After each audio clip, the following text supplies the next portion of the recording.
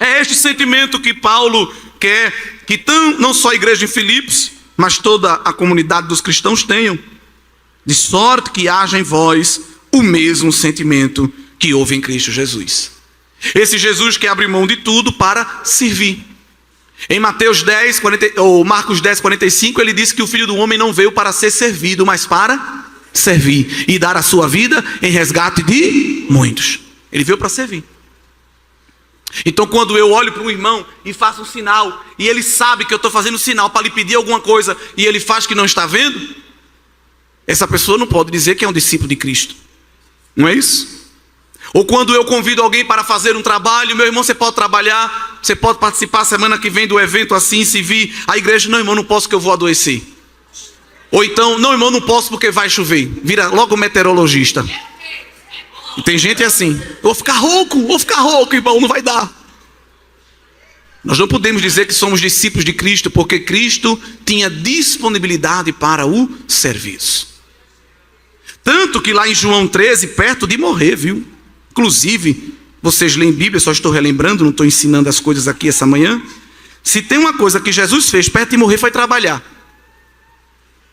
Irmã, cadê você? Faz 3 meses que não veio. Não, porque na última vez que eu fui, quando eu entrei, aquela irmã olhou para mim dos pés à cabeça. Eu estou muito ferida com isso. Meu filho, cadê você? Faz 6 meses que você não vem. Não, porque eu preparei um esboço para dar uma mensagem e o irmão me deu para dar só uma saudação de 5 minutos. Estou muito amargurado. É uma cristandade de gelatina, de isopor, qualquer peteleco desfaz. Mas Jesus, perto de morrer, estava dando escola bíblica de obreiro, seminário para líder, visitando enfermo. Veja, podia dizer aos discípulos, olha, estou muito amargurado, olha como eu estou. Está chegando a minha morte, não estou para ninguém, estou offline, não aguenta, muita luta. Mateus 26 diz que na noite que foi traído, ele fez o quê? Instaurou a ceia. Podia dizer, Pedro e João, assume aí o culto, olha como eu estou, me dá um Rivotril, tenho condição para nada. Perto da morte, mas trabalhando. Perto da morte, orando. Perto da morte, servindo. E você está muito melhor que Jesus e às vezes não quer fazer nada para Ele. Temos que fazer muito mais.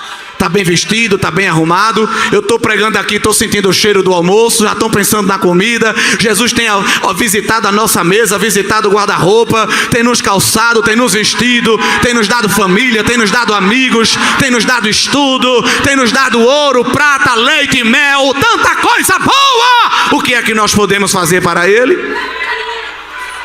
E hoje você quer irritar algumas pessoas, crente, diga para ela que ela tem que congregar e diga para ela que ela tem que trabalhar para Jesus. Eles não suportam. Você disser para um crente hoje, tem que congregar, ele diz, isso para muitos é uma afronta. A igreja sou eu. Não existe igreja assim. Eu e Cristo, a igreja somos nós, é uma coletividade. Tem que trabalhar para Jesus. A salvação não é pelas obras. E eu estou falando que é pelas obras. Eu estou dizendo que tem que trabalhar. Não é trabalhar para ser salvo, mas é trabalhando, demonstrando que é salvo. Porque tem uns que pediu a Cristo uma rede e está se balançando lá cantando Maranata, Maranata, vem logo Jesus, vem logo que eu quero ir para o céu descansar. O céu não é lugar de descanso. O céu não é lugar de descanso. No céu a gente vai trabalhar também. Agora não é trabalhar para arrancar pessoas do pecado, para pregar a palavra, para visitar enfermos. Qual é o tipo de trabalho que nós vamos ter no céu? Apocalipse 22. Tem gente pensando que o céu é um resort, para ficar lá no Rio Lento, andando numa boia. E aí, Abraão, valeu a pena esperar, não foi? Não, se você quiser isso, vá lá para Coqueirinho e Jacumãs, para que você tenha Porto e Galinhas. Mas o céu é lugar de trabalho.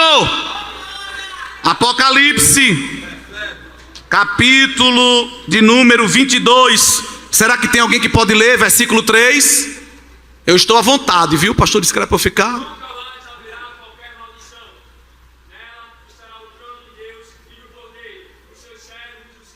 Obrigado, amado. Essa palavra aqui, os seus servos servirão, no original não significa uma ação pontual, não. É uma ação contínua para a eternidade. A gente hoje tem que fazer um congresso 2 dias, 3, porque se fizer 5, o pessoal faz rodízio. Eu vou no primeiro, tu vai no segundo, tu me rende lá, porque eu só vou ter força para ir no terceiro dia. Aí eu te rendo e tu vai no quarto. Aqui é uma bênção que tem culto manhã, tarde e noite. Tem lugar que não pode mais não. Que é isso, irmão? Isso é fanatismo. Aonde é que a criatura vai chegar para Jesus na eternidade e dizer: Senhor, dê um pause. A gente está cultuando desde 6 horas da manhã. Já deu 6 horas da manhã e culto, e glória, e aleluia. Qual é a hora que a gente vai se banhar no rio da água da vida? Nenhuma. Porque os seus servos o servirão. O negócio é tão sério que Jesus sabe, e Deus, que a igreja ainda está se acostumando a esse patamar, porque Ele quer mesmo é a adoração da igreja. Mas tem irmão, cadê tu? 11h30, ele está decidindo se vive ou morre ainda. 11h30 da manhã, tem gente que ainda está decidindo se levanta do coma, da preguiça. Aparece lá pelas 3 horas da tarde, botando defeito em tudo e em todos. Mas quer ir para o céu, ficar com Jesus. Como? Se quando nós chegarmos lá, nós vamos perceber que pelo menos há 4 seres ao redor do trono, cantando ininterruptamente: Santo, Santo, Santo, Santo, Santo, Santo. Não cansam de adorar, porque foram feitos para isso. E Deus também levará a igreja para se juntar com eles, para viver este serviço de adoração ininterrupto. Mas quando esteve na terra, Jesus fez o quê? Trabalhou, serviu. E Jesus encarnado é sinônimo de serviço. Jesus não mandava representante, ele sempre ia pessoalmente. E Jesus tinha representante, tinha 12, depois tinha 70. Se tinha uma coisa que Jesus podia fazer, é mandar representante e ficar só no quartel-general. Eu vou ficar aqui só esperando a cruz. Mas Jesus ia. Quando Jesus não ia, alguém vinha até ele. Ele não tinha descanso. Uma vez os discípulos arrumaram uma espécie de hospedagem, uma hotelaria, e disse: a gente conseguiu hoje juntar um dinheiro, hoje o senhor vai ter um dia de descanso. Um day use aqui, só para relaxar. Quem foi que chegou lá? Viajante lá de terras gentias, a mulher Ciro-fenícia. Jesus está aí hospedado, né? Misericórdia, tá. Mas não está para ninguém não, mas eu quero falar com ele. Jesus poderia dizer aos seguranças, discípulos: enxota ela, manda ela embora. Mas ele é servo, com S maiúsculo. Foi atender a mulher: diga, minha filha, o que você deseja? Eu vim pedir uma bênção. Olha só, nem no dia de folga. Eu vim pedir um milagre, porque eu deixei, um evangelista disse que era uma filha, outro disse que era uma criada. Eu deixei alguém em casa que está com uma enfermidade muito séria. Eu preciso de um milagre. Jesus disse: tem milagre para você não, minha filha. Uma resposta negativa. O que foi que a mulher fez? Correu para o Procon, disse que ia botar Jesus na pequena causa, fez um story para dizer: olha aqui o que ele acabou de falar para mim. Não, continuou insistindo: mas eu preciso de uma bênção, Senhor. Eu preciso de uma bênção que só o Senhor pode dar. Olha, eu vi aí no Instagram os rios, o Senhor operando aí nas comunidades, e eu vim porque eu creio que Tu és Senhor. Olha, era de outra religião, era de outro país, mas estava dando um show da fé ali. Eu vim porque eu creio que Tu tem poder para fazer. Jesus vem com a segunda palavra muito forte e diz: mulher, eu não vim senão para as ovelhas de Israel, eu não posso te dar nada. Silenciou. A mulher não aguentou, irmão. Se fosse outro, botava o dedo na cara, dava uma bofetada, empurrava: você não presta para nada. A mulher pediu, Jesus disse não. Pediu, Jesus disse não. O evangelista diz que ela vai e se prostra, se rende no chão. Tem gente que só se prostra se receber a bênção. Ela antes da bênção já estava adorando: Senhor, tem misericórdia, me dá uma bênção. Aí Jesus, com aquela terceira petição, ao invés de afrouxar, arrocha ainda mais o nó e diz: mulher, eu não posso pegar pão da mesa e dar para cachorro. Se for, isso era um contexto teológico. Mas se fosse hoje: cachorro é você, sei o que mais lá. Mas a mulher entrou na metáfora de Jesus e disse: eu sei o meu lugar, eu sei que eu sou cão, porque eu sou de outra nação e de outra fé. Mas o Senhor está se esquecendo que até do que cai da mesa o cachorro come. Eu preciso de uma bênção. Eu preciso de uma bênção. Para Para os discípulos, Jesus disse: homens de pequena fé. Para os discípulos, Jesus disse: homens que não têm fé. Mas para a mulher pagã, Jesus disse: mulher, grande é a tua fé. Vai, leva a bênção, leva. Faça-se feito conforme a tua vontade. Sempre trabalhando. Perto de morrer, lá em João 13, nós vamos ter um dos episódios mais lindos de trabalho para Cristo, deixar impresso na mente dos discípulos e da igreja. Lá em João 13, nós sabemos que antes da refeição, eles tinham, os judeus, um ritual de purificação. E Jesus vai levantar-se da ceia e vai fazer agora este ato de purificação, que geralmente era feito anteriormente, mas aqui ele queria deixar uma lição. E é dito que as mesas, os irmãos sabem, quem sentava na ponta eram os mais afastados e no meio eram os mais próximos. E quem estava na ponta deveria tomar essa iniciativa de fazer o trabalho. Ninguém tomou iniciativa, ficou um olhando para a cara do outro. Até que Jesus vai, cinge-se com a toalha, pega a bandeja e vai lavar os pés justamente de quem? Quem é que ele escolhe para ser o primeiro? Pedro, João 13. E quando alguém não quer fazer, quando vê outra pessoa que tem uma certa posição iniciar, aí quer dar uma de humilde, como Pedro fez. Não precisa o senhor não, me deixa que eu lavo. Olha, se era para você fazer, porque não tinha iniciado, não é?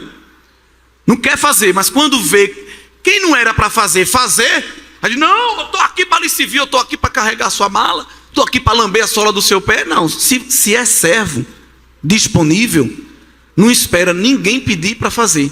Você quer ver quem é servo mesmo? É fazer sem ser solicitado. Porque tem gente que só faz quando é solicitado para ganhar as honrarias, os créditos. Muito obrigado porque você fez. Fique de pé, queremos agradecer. Olhem todos aí a pessoa que fez. Jesus trabalha ao contrário com os seus servos. Ele quer gente trabalhando muito para ele sem ser visto, sem ser anunciado. Eu sei que essa é a nossa cultura, né? Estamos aqui orando. Olha, acabei de fazer um jejum. Estou aqui expulsando esse demônio. É a nossa cultura hoje. Mas a cultura do reino é diferente da cultura da terra. A cultura do reino continua dizendo que uma mão não deve saber o que a outra deu. E Jesus toma a iniciativa para ensinar os discípulos que quem serve a Jesus tem que ter posição de servo. Quanto mais degraus hierárquicos eclesiásticos subir, deve continuar como servo. Aí Pedro não quis iniciar. Quando Jesus vai fazer com ele o roteiro, ele diz: não, pai, não precisa, eu faço contigo. Jesus diz: não, se você não deixar eu lhe lavar, você não tem parte comigo. E Pedro, sempre exagerado, disse: então me lava logo, joga essa bacia na minha cabeça, me dá um banho completo. Não, também não precisa disso tudo não, viu? Porque Jesus não está atrás dessas declarações de amor exageradas e sensacionalistas. Jesus não está atrás de teatro. Não, eu só vou lavar mesmo o pé, tá bom demais. Só para você saber que o homem que me segue precisa continuamente estar purificado, perto de morrer e servindo, perto de morrer e trabalhando. Então a vida de Jesus foi uma constante entrega em favor dos outros.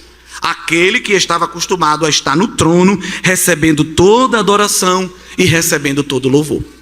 Agora, quando Jesus cumpre a tarefa completamente, quando ele sabe que o plano eterno que ele tinha com o Pai já estava concluído, lá em João 17 ele faz uma oração, que é uma oração chamada de sacerdotal e muito ousada.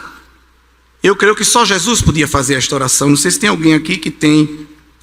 Aqui tem muita gente boa, crente, homens e mulheres de Deus, mas eu não sei se tem alguém aqui essa manhã. Se tiver, pode até dizer: não, irmão, eu posso me encaixar aqui. Se tem condição de fazer esta oração que Jesus fez.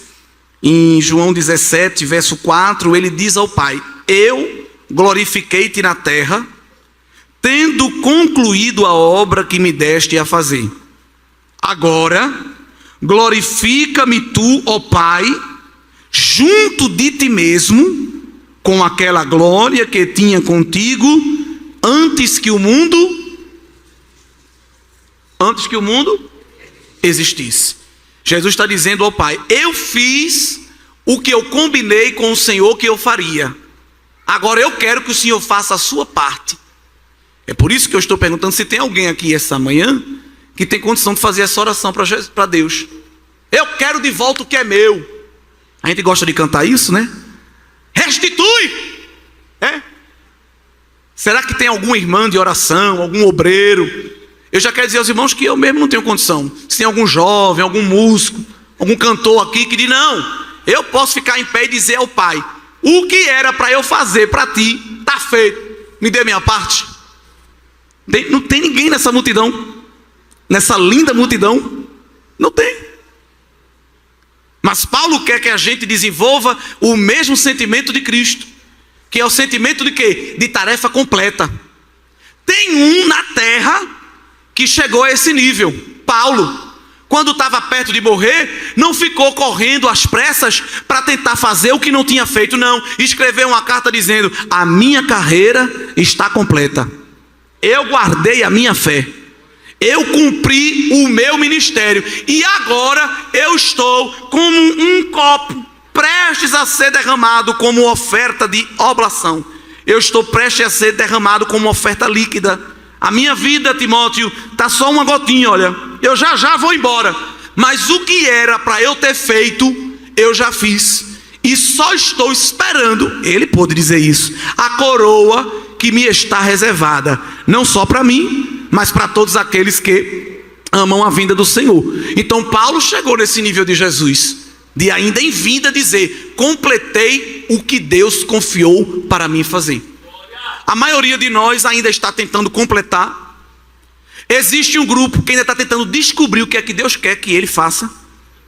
Porque se você for para as redes sociais, nessas caixinhas de pergunta, o que mais tem é: irmão, qual é o meu chamado?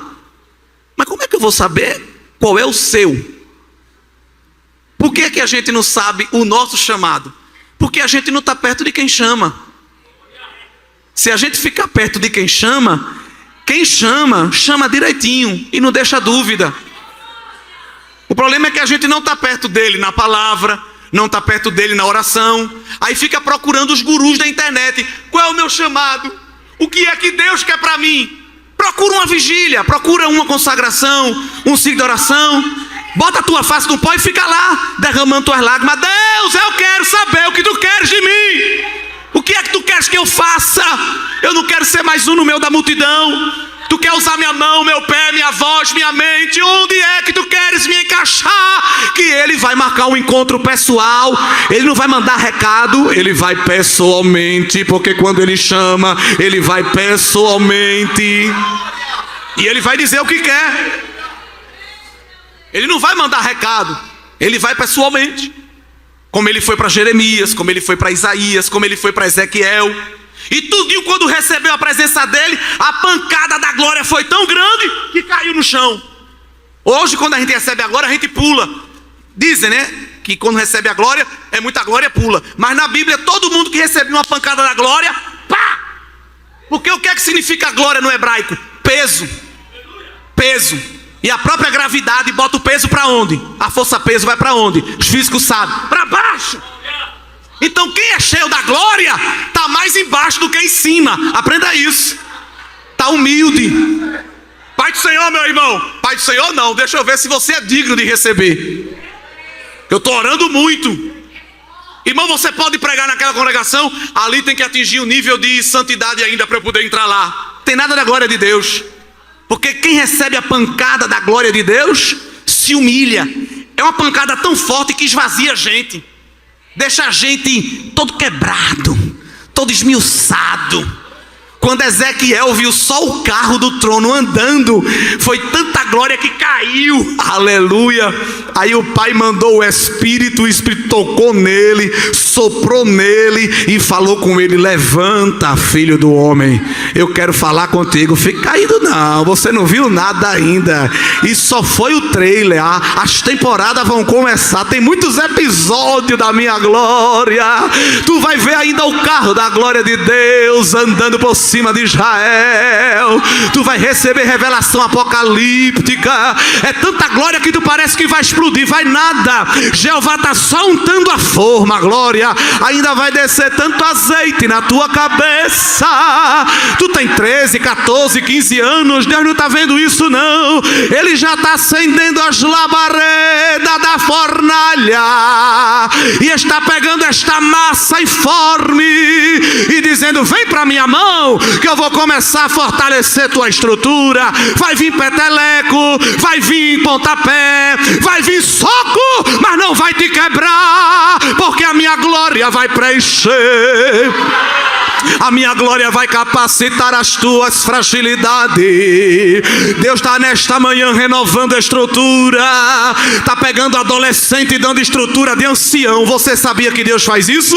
Está pegando jovem e dando estrutura de homem velho. E o diabo está vendo o teu rosto ainda tenro, mas dentro de ti está um espírito forjado na palavra, na presença do El Shaddai. Vai vir prova, vai vir tentação, vai vir feitiçaria, disse-me disse, palavra de maldição, mas Jeová está dizendo: está blindada, está blindado, está forjado com a minha graça, está preenchido com a minha autoridade.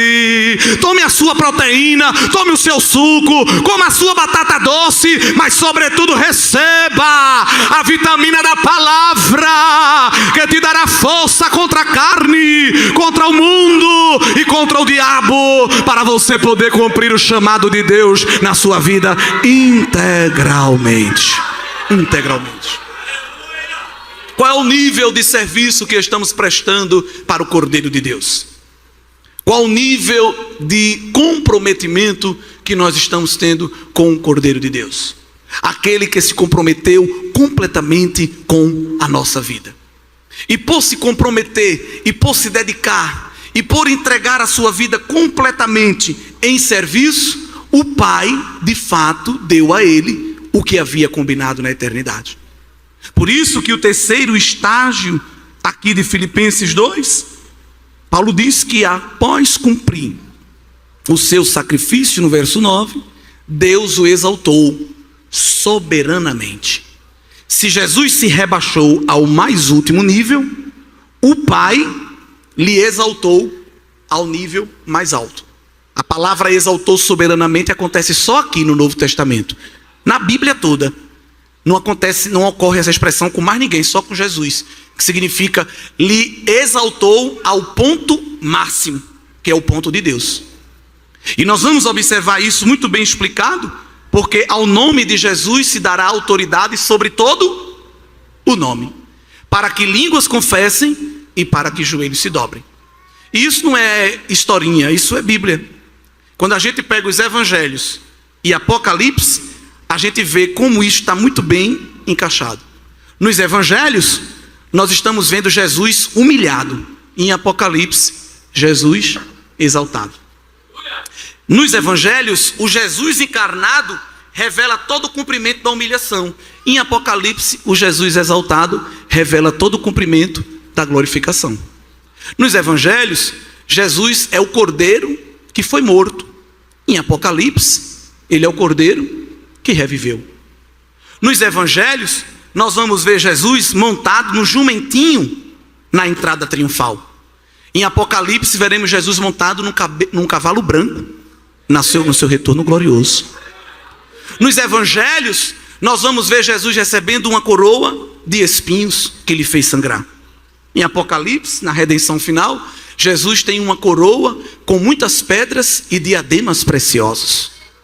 Nos evangelhos, Jesus está dizendo que tem sede e estão lhe dando vinagre. Em Apocalipse, Jesus está convidando quem tem sede para beber da água da vida que ele dá. Nos evangelhos, nós vamos ver uma plaquinha satirizando Jesus, chamando ele de Rei dos Judeus. Em Apocalipse, na sua coxa está escrito que ele não só é Rei dos Judeus, é Rei dos Reis e Senhor dos Senhores. Lá, nos evangelhos, Lucas 19 vai mostrar que nos olhos de Jesus tinha lágrimas. Em Apocalipse 21 é nos dito que Ele, dos olhos de todos nós, enxugará toda lágrima. Lá nos evangelhos nós vamos ver Jesus passando fome, mas em Apocalipse nós veremos Jesus dando aos salvos de comer dos frutos maravilhosos da árvore da vida. Nós vamos ver Jesus lá nos evangelhos levando chicotadas, mas em Apocalipse ele está com um cinto de ouro fino. Lá em evangelho nós vamos ver Jesus tendo as suas túnicas rasgadas. Em Apocalipse nós vamos ver Jesus com vestes talares, de linho precioso, veste de rei, louvado seja o nome do Senhor. Em evangelho, o rosto dele está desfigurado, cheio de hematoma. Os pés dele e as mãos estão perfurados pelos cravos. Em Apocalipse, a mão dele tem 7 estrelas. O pé não tem podóloga que faça aquilo. É como latão e como bronze reluzente e polido. Louvado seja o nome do Senhor. Lá nos evangelhos é o cordeiro servo. Em Apocalipse é o cordeiro rei. Lá nos evangelhos é o cordeiro súdito diante do Pai. Lá no Apocalipse é o cordeiro Senhor que está descendo para consumar o plano da redenção. Lá nos evangelhos é perfurado com uma lança. No Apocalipse ele vem com vara de ferro para reger as nações. Lá no evangelho nós vamos ver Jesus sendo julgado injustamente pelos homens. No Apocalipse nós encontraremos Jesus descendo para julgar justamente todos os homens. Então, queridos irmãos, é esse Cristo que está em nosso meio, operando na vida da igreja. Jesus, como corpo glorificado, subiu ao céu e o corpo dele está guardado lá, mas não é guardado numa tumba. Pedro disse que Jesus subiu ao céu e está guardado com o Pai até que desça sobre nós tempos de refrigério. Então Jesus não está numa tumba, ele está sentado no trono do lado do Pai, cheio de autoridade, porque o Pai devolveu a ele toda a glória e reafirmou a ele toda a autoridade sobre todas as coisas. E de vez em quando Jesus demonstra essa autoridade, respondendo às orações da igreja. Porque tem um mistério com Jesus, que ele faz o oposto dos outros, como rei e como sumo sacerdote. Como rei, um monarca, ele sempre fica sentado. Quando ele quer expedir uma decisão, ele só estende o cetro.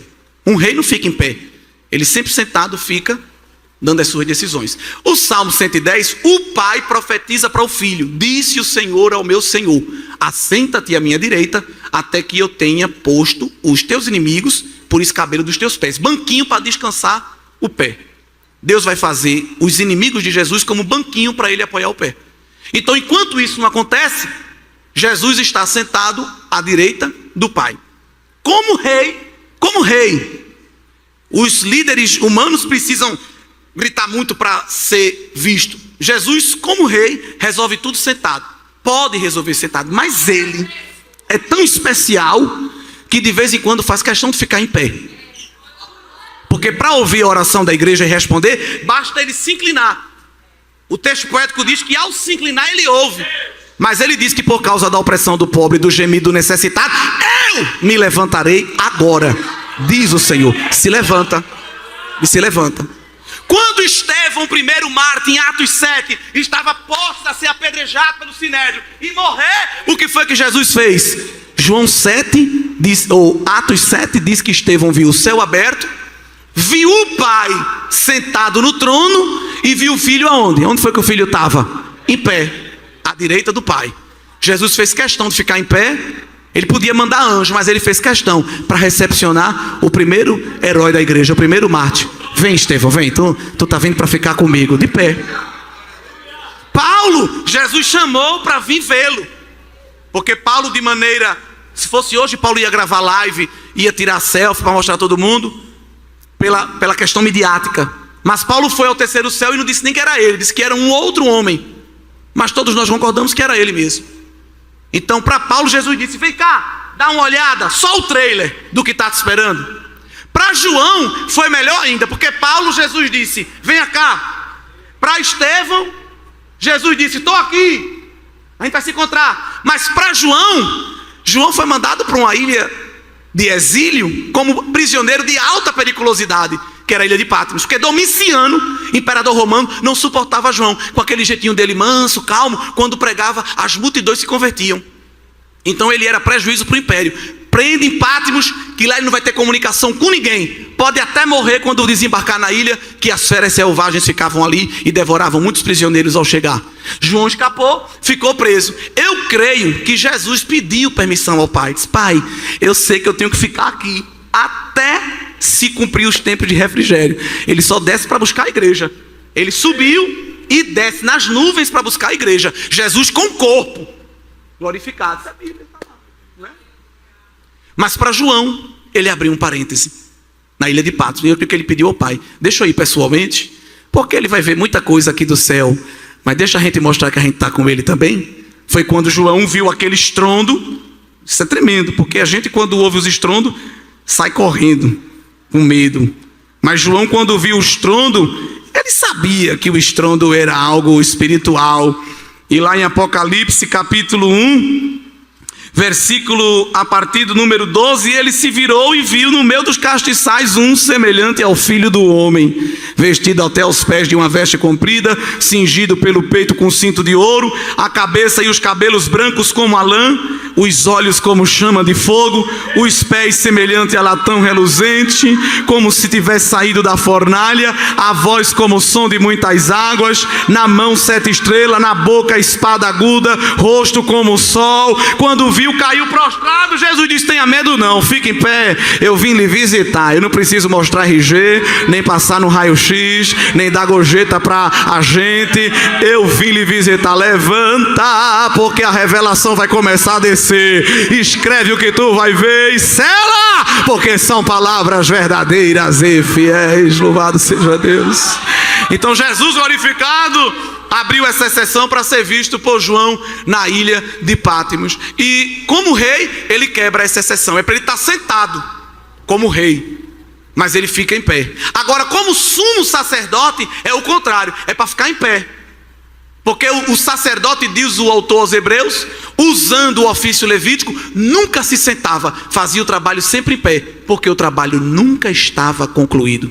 Então o sacerdote levita trabalhava, quando terminava o seu turno, outro já chegava para lhe render, porque não podia ter pausa. Então eles trabalhavam sempre em pé. Mas o autor sagrado aos Hebreus diz que Jesus, tendo concluído a oferta completa que ele deu, como sumo sacerdote eterno segundo a ordem de Melquisedeque, ele se sentou. Então isso para o culto levítico é um escândalo. Ei, está sentado por quê? Não acabou o trabalho não. Aí eu diz, ei, você está pensando, está falando com quem? Eu não sou da linhagem de Arão não, eu sou da linhagem de Melquisedeque, eu sou de outra linhagem. A minha não é a genealógica, a biológica, a minha é eterna. Eu estou sentado porque eu concluí o trabalho. Eu estou sentado porque o meu sacrifício foi tiro e queda. E também porque é que ele está sentado para de vez em quando cochichar umas coisas no ouvido do Pai. Mas não é cochichando, falando da vida dos outros não. É cochichando como um intercessor. Esse é tremendo. Aleluia. Porque o Pai sabe de tudo, assim como o Filho. Mas às vezes quando nós estamos com as nossas lutas, as nossas dores, as nossas guerras, é o Filho que cochicha do lado do Pai. Vamos ter misericórdia dele, Pai. Vamos ter misericórdia dela, glória. Tu crê que o Filho cochicha e dialoga com o Pai acerca de ti, algumas intimidades? Eita Deus. Tem gente que cochicha da gente, né, por aqui e por ali, mas o Filho conta segredos ao Pai, aleluia, acerca da gente, glória a Deus. Não te preocupa quando tu vê duas pessoas na esquina falando de tu, não. O Filho e o Pai está falando de você agora, aleluia. E o Espírito não quer ficar de fora, aí entra nesta relação com gemidos inexprimíveis e diz ao Pai, eu também quero entrar, aleluia, nesse manto de mistério. Olha, eu vim agora de lá da igreja, a tua filha está lá, Senhor, te adorando, o teu filho está lá te exalçando, e eu trouxe aqui os gemidos da da adoração. Aí os anjos veem isso e dizem: vamos ficar de fora também não. Pega as taças de ouro que está no trono, glória. Não é tapaué não, não é caixa paque do correio não, é taça de ouro. Pega esse recipiente santo e vamos lá em Mangabeira. Vamos colher lágrima de crente, glória. Abre a tua mão, está descendo resposta. Deus está aumentando o nível de intimidade aqui na tua vida. Tu crê? Ele está aumentando a comunhão espiritual e está abrindo a tela do céu e está dizendo: oração vai subir e resposta vai descer, clamor vai subir e estrondo de glória vai descer. Aonde tem um coração quebrantado, aonde tem uma alma derramada, eu vou vir pessoalmente para fazer uma visita, assim diz o Senhor Jesus nesta manhã. Este congresso vai terminar como festividade, mas a chama da comunhão que está acesa, ela vai continuar. E durante estas semanas, Jesus vai vir fazer visitas pessoais em casa de crente, glória. É palavra profética aqui nesta manhã. Ele vai vir visitar algumas ilhas de Pátimos. Tem crente aqui ilhado, tem crente aqui que foi encaixotado no estreito e alguém disse: depender de mim você não sai daqui. Mas Jesus está pedindo permissão ao El Shaddai, glória, meu Deus do céu, e está dizendo: pai, deixa eu ir lá, deixa eu ir lá, porque eu tenho que resolver para ela. Eu não vou mandar anjo não, eu não vou mandar querubim não, eu irei. Olha ele vindo sobre os montes, olha ele saltando sobre as montanhas, olha ele abrindo o caminho, olha ele tirando o obstáculo. Ele vai chegar dentro da tua casa sem bater na porta, vai pegar a chave que está na mão do valente e vai dizer: vai embora, saia, porque a casa é minha, a parentela é minha, a mente é minha, o coração é meu. Assim diz o Senhor da igreja. Diz para o teu irmão: estás preparado para a visita? Pergunta aí a ele. Ou tu vai ser como Tomé, que vai estar distraído e não vai ver, glória. Mas fica no altar que Jesus vai atravessar a porta.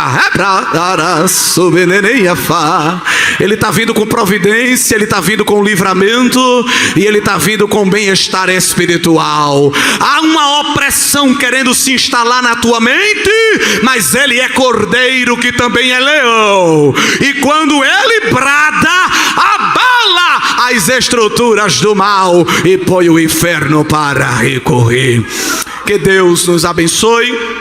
Com esta breve reflexão, relembro à igreja que nós precisamos mais do que nunca estar cantando e pregando que Jesus era Deus, se fez homem, mas foi exaltado sobre todo nome, e já já, com toda esta glória, com toda esta autoridade, ele vai abrir a atmosfera, glória. Eita Deus, andar sobre a face. Quem luta por título e por cargo, com teu apego tu vai ficar. Mas quem já tem o sentimento de Cristo desapegado, glória a Deus, é um olho na terra e um olho na nuvem. Alguém diz: é doida. Eita glória, eita, essa menina é toda espiritual. Não, eu sou crente, eu estou agora outra cidadania. Esse irmão parece que é aéreo. Eu não sou aéreo não, meu filho, eu estou em outro nível, eu sou celestial, é mais alto ainda. A minha vida está na mão do Cordeiro. Ele está tirando do teu coração apego material aqui nesta manhã. Você crê nisso? Tem crente aqui muito apegado a algo material, muito preocupado com a estética, preocupado com o futuro, preocupado com a casa própria, preocupado com esquemas, com modos, com formas. Mas Jesus está esvaziando o nosso ego aqui esta manhã, está deixando a gente bem leve para a gente subir com facilidade. Glória a Deus. Curva a tua cabeça, fecha os teus olhos. Senhor Deus e Pai, a tua palavra foi pregada e não precisa de muita coisa para o Senhor operar. Nós cremos no Jesus ressuscitado. Nós cremos no Jesus glorificado. E se há crentes aqui que nunca tiveram uma experiência com Jesus glorificado, muda isso, Senhor. Marca encontro pessoal com crente nesses dias. Visita quartos, visita salas, visita repartições, desfaz reuniões secretas malignas contra nós. Desfaz círculos de fofoca e de maledicência, setas apontadas, arapucas, pratos, ofertas de Jezabel e de Dalila, que está fazendo quase alguém cair, mas nós te convidamos a bradar com o teu rugido, para levar para longe a ave de rapina, a raposa, a serpente. Senhor, na tua voz os laços são quebrados, na tua voz a sepultura é fechada, na tua voz a sepultura também é aberta.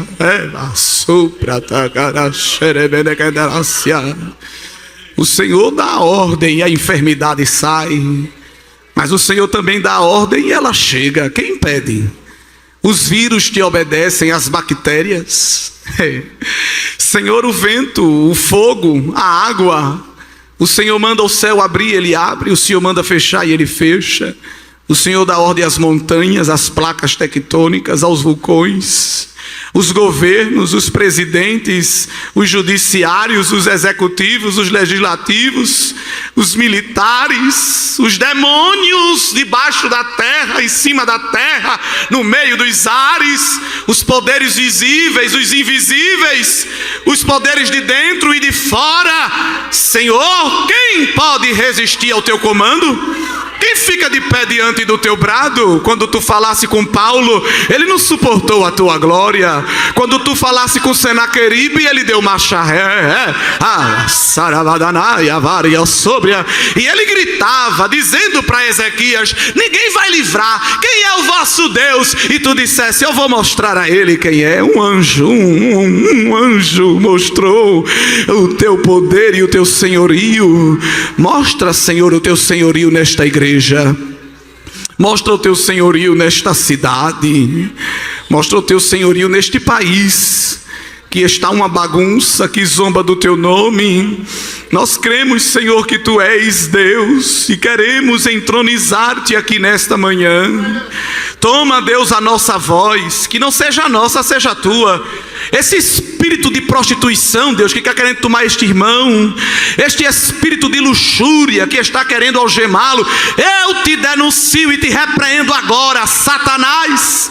Tu não vai tomar parte dos órgãos deste moço. Ele é santificado para uma grande obra. Recebe aí libertação. Tu estás vivendo uma opressão muito grande, não estás conseguindo vencer a carne, mas o Senhor está colocando uma brasa de fogo tão grande, eita glória, e está circulando para vagar sobre a dai, ele mandou sobre a dergiminitriafá. Está circulando fogo nas tuas veias, nas tuas artérias. Eita, hormônio descontrolado, Jesus está agora afugentando esse desejo desenfreado e está te revestindo de uma espiritualidade sadia, viu? Deus está falando, eu estou falando o que Ele está mandando, glória.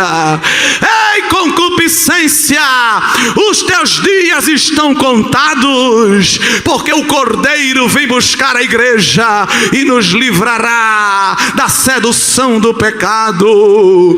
Espírito de incredulidade que trancou a mente deste moço e desta moça, que lhe impede de se envolver nos mistérios de Deus, o bisturi da palavra está te cortando agora.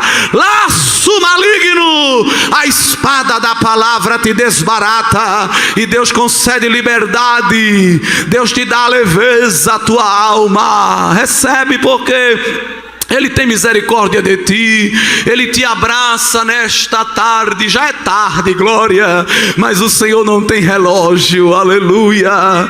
Ele está descendo uma brisa sobre a tua cabeça, cabeça quente, estressada, tão nervosismo, tanta coisa, mas há um rio cujas correntes alegram a cidade de Deus, e esse rio está refrigerando a tua mente. Olha a anestesia de Deus descendo sobre ti, afronta para todo lado, rasteiras querendo te derrubar, mas o Senhor está te escondendo na cidade forte que é Ele. Suba, entre na torre forte, se esconda na torre de vigia. Grande é a guerra, mas eu dou fim à guerra até o fim da terra, e mando alguém ficar quieto para saber que eu sou grande no teu viver. Dentro da tua casa alguém está te afrontando, te jogando de um lado para o outro, te desmerecendo, tirando até o teu direito, mas eu vou chegar lá também, glória.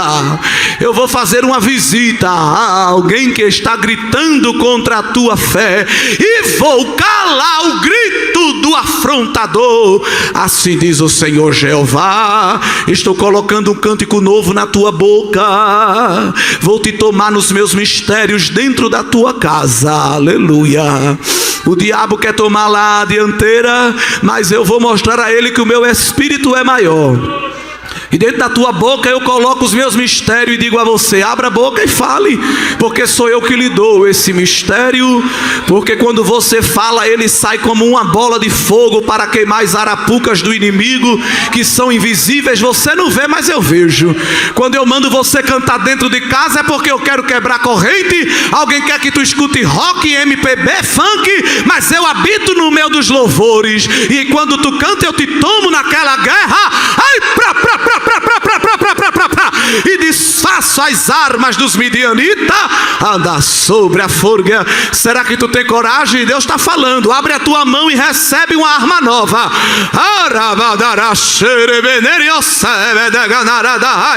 Eu estou colocando na tua mão e na tua mente uma estratégia de guerra. Quando alguém pensar que tu vai calar, eu vou te dar autoridade e vou mandar gritar. Quando alguém pensar que tu vai gritar, eu vou te anestesiar e vou dizer: se cale, porque quem vai falar sou eu. Mas eu estou te dando nesta noite, nesta tarde, uma autoridade sobrenatural. Recebe da minha parte, eu estou te dando, porque eu tenho um nome que é sobre todo nome. Alguém mostra a carteira, o crachá, mas tu vai mostrar é o sangue no umbral da porta, e o reprava súbria vai ter que bater em retirada. O Senhor está descendo aqui muralhas de fogo ao nosso redor, está blindando e escondendo na sua presença, abraçando a alma de quem está aflito e nos dando esperança de que logo em breve Ele voltará para nos levar para perto dEle. Louvado seja o nome do Senhor, aleluia.